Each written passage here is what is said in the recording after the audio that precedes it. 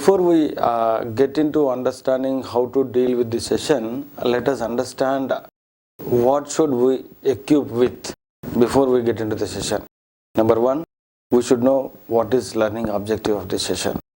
There are 4 important learning objectives for the session. Number one, our aspirants should understand, by the end of the session, they should understand that there is something called deeper than behavior, which we call it mindset. Number two, they should also understand that there are 2 kinds of mindsets. One is responsive, second one is resistant mindset. And third important thing that they should understand, almost any behavior is possible from both kinds of mindsets. Fourth important thing that they should understand is the effectiveness of anything whatever we do comes from when we carry this responsive mindset and do it. Effectiveness of the behavior depends upon the mindset, whether it is from responsive mindset or resistant mindset. Once you are clear with this learning objectives of the session, what you guys have to do, you should actually go through all the session given in your handbook. Now in general, when we talk about how do we start the session, in general, as you guys are already aware, we get into the session, we'll have a small talk with the students, whether they are doing good or they have some challenges. Maybe you talk about the previous session and all. You should start asking couple of questions which will drive them or which will open the doors for our aspirants to get into the session. For example, as we have discussed about the learning objective, we wanted first to differentiate the behavior and the mindset. To help them understand this, you should ask a couple of questions. For example, like this, question number 1 could be, guys, have you ever received thanks or apology from somebody and you felt that they are not apologizing or thanking you from the bottom of their heart? It is just for the sake of saying they must be saying that. You may have felt that. Ask them. When you ask this question, in general, what happens, there could be different variations in the classroom scenarios. Scenario number 1 could be, everybody would have understood the question and now they are ready to tell you whether they have similar kind of experience or not. Second scenario, some people have understood and they are ready to answer. Some people, they did not understand, they never understood. Third scenario could be, not everybody would understand that. So now, as facilitator, we should always look at what is the worst scenario. Now consider that the worst scenario, people never understood this. As facilitator, now you have to demonstrate this in front of the students. So you will ask them or you will demonstrate this. You will go and communicate thanks to somebody, you will go and communicate apology to somebody in 2 different manners, where people experience that whether you are telling sorry or thanks from the bottom of your heart or not. Once you did this, then they are clear. Now you ask the same question again. In a similar fashion, guys, have you ever received thanks or apology from somebody and you felt that they are not really telling sorry from their bottom of heart? Now you will have different people telling you different stories. Wonderful. You encourage everybody to come up with their own answers. Then now to help them understand more about this, you ask them to stand up from there and conduct one activity. Ask all the aspirants to go and meet 3 more aspirants in the same classroom, communicate thanks, and then go to 3 more aspirants, communicate sorry. So maybe it will take 2 minutes time for them. You just allow them. Make sure everybody communicates this. Normally people are not open to go and tell sorry or thanks without any reason, but this is the time that you need to encourage and play as a role of facilitator and do it. Once it is done, invite them back to their seats. Now you ask the question, the same thing. Now in this activity, guys, how many of you really felt that other person is heartfully telling you sorry or thanks? Now people will say different stories. Okay, I have received heartful sorry or thanks from some XYZ person. I have not received heartful thanks or sorry from other person. People talk about this. Now this is an important point. We need to bring this session into the classroom. This is very critical point. Now at this point of time, one question which will turn around your session is this: what is wrong with all those guys? When they did something wrong, they were taught in the classroom right from the beginning, right from their LKG, right from UKG, maybe preschool, in the family, in the community. They were told this, they were taught this. If something goes wrong, please say sorry. If something goes right, please appreciate the people. If you receive some help from somebody, tell them thank you. All these things they were taught. Now people are doing same thing. In your experience earlier, whatever they said, for the first question in their life, they might have told you a couple of things. Now this question also to take to them there. People have done the right thing. They told you sorry, they told you thanks. Now tell me, what else you want from them? This one question will turn around the entire session. Now I am repeating this question again for your understanding. Ask this question very straight to them. People have done what they are supposed to be doing, what they are taught to do. They did wrong, they communicated sorry, they felt you helped them, they communicated thanks to you. Now you are saying that you did not feel that they are saying thanks, you did not feel that they are saying sorry. What else do you want from them? Spend some time with this question. The chances are people say again the same thing. Oh, that guy is telling sorry, that guy is telling thank you, but not heartfully and all. Now this is the point you should differentiate. Somebody expecting something to do from the bottom of their heart, that is called mindset. Otherwise, telling thank you, telling sorry is all about behavior alone. Now at this point of time, take them through the PPT which is given to you by Learning and Development team. There is a beautiful PPT. There is an iceberg. You actually see tip of the iceberg is named as behavior and bottom of the iceberg is named as mindset. You need to explain very beautifully about this. Now how do we explain this? Show this iceberg to the people and ask them what do they understand looking at this iceberg. If they actually see, maybe you can take the example of Titanic, a beautiful movie, or many other English movies they might have seen where they see this iceberg. Normally what happens? Tip of the iceberg is visible and rest of the things are not visible. Now how do we communicate this to the classroom? Tip of the iceberg which is visible. Now I know what is your behavior, you know what is my behavior as well now, which is visible. But you will rarely see what is mindset. But my behavior is always influenced by mindset. In the same iceberg as well, if the bottom part is not there, do you think that the upper part, whatever is visible, will be there? Definitely not. Understand that? Because whatever is visible, that is because of the core part which we name as mindset in this particular PPT. So the behavior is always be there and the mindset is most important. That is what we want to bring in, relating this to the iceberg theory. If that bottom part is not there, I mean whatever the bulk part in the iceberg, if that we remove that, then whatever the tip of the iceberg will not be there at all. You will not be able to see that at all. That gets diluted in the water and that goes away. Once you clearly explain this to the people and relate to the human behavior, then you will tell them that, Baba, even in that mindset, two ways of mindsets here. One is a responsive mindset, the other one is a resistant mindset. You divide them into the two. And you explain them what is a responsive way of mindset and what is a resistant way of mindset. For your understanding, responsive way of mindset is when I am now talking to you. Let's say for example, now I am talking to you. I will see you as a person, then I talk to you. And we will understand what is seeing person as person little later. Resistant way of mindset is, I don't consider you as a person as well. I just consider that I am talking to you.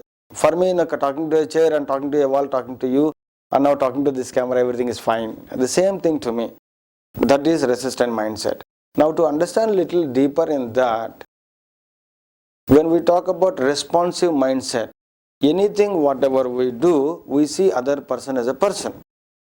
Which means, when I am talking to my manager, when I am talking to my mother, when I am talking to my father, when I am talking to my colleague, when I'm talking to my team members, when I'm talking to you, my objective is to see me and to see you as the same level. I mean, neither my agenda is important nor your agenda is important. Neither my priority is important nor your priority is important. All are same. Now when I am talking to you, I see you as a person. When I see you as a person, I will explain you in detail. When I see you as an object, I will not explain you in detail. That is the basic difference. Now when you guys deal with the classroom, if you see your aspirants as people, you will understand what are their difficulties in understanding this particular topic, and you get into much more details and help them understanding. Now this is my personal life example. When you deal with this, you should also bring up your personal life example at the same point. That is one part. Yeah. Now let us understand a little more about the resistant mindset as well. When we call resistant mindset, as I have already told you, I don't consider you as a person. When I don't consider you as a person, I don't get into the details as well. Now, to understand a little more about these two, resistant mindset and responsive mindset, we are going to use different jargon to make people understand easily. Responsive mindset is considered being out of the box. Resistant mindset is considered being in the box. Which means when I am out of the box, I see people as people. When I am in the box, I see people as objects. Now, an important element we should be discussing is, what does it mean seeing people as objects? How do I objectify people when I am in the box? There are three ways that we objectify people. First, let me explain you what are those three. Number one is vehicle. Number two, obstacle. Number three, irrelevant. To explain you in detail, we in general, when we are in the box, being in the box, I objectify people around me. When I say I objectify people around me, I use people, I see them as my vehicles, I see them as obstacles for something, and I see them as irrelevant, which means I don't even consider them that they are there. For example, you can take any number of examples, but we give always standard examples. Vehicle. Let's say, for example, in this room, there are so many bulbs now. If some bulb go wrong, I want to fix up that with a new bulb, change the bulb, something like that. Then I should reach there. For that, I will either claim a chair or a table and fix that bulb. Now the chair or a table, whatever I am referring to, are vehicles to reach the place where I need to fix that bulb. Now I have used them as vehicles. Now we also use people in our life like that. For example, I wanted something to be done, and I use my team as vehicles. I wanted something to be done in my home. I use them, my children or my wife or my mother, like vehicle. I can. And number two, obstacle. Let's say, for example, from here you also go home from your office, or you go from your home to office. On the way you're home, there are so many obstacles, right? Where you apply brake to your bike or car, whatever you're driving, and you wait for some time, right? All these are obstacles.